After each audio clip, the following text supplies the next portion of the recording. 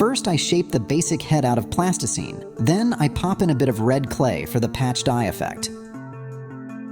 For the eye and mouth, I punch holes with my ball stylus and fit in black shapes. A yellow stripe for the lips adds a nice pop of color. I smoothed out and then placed a pinch of clay as nose. Ears are crafted with plasticine slices, making sure those seams are nice and smooth. Now, onto the body support.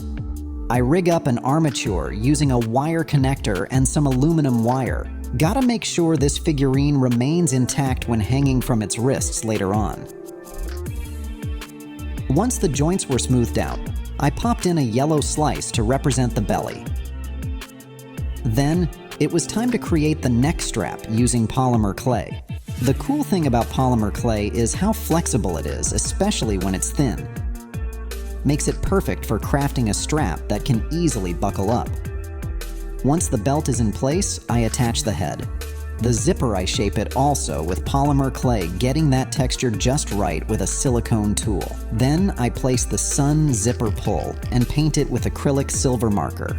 The great thing about polymer clay is how seamlessly it integrates with the plasticine after baking. Trim it up and we're good to go. The waist belt is also crafted from polymer clay and can be clipped on just like a regular belt. Hands are all plasticine with polymer clay straps added for hanging.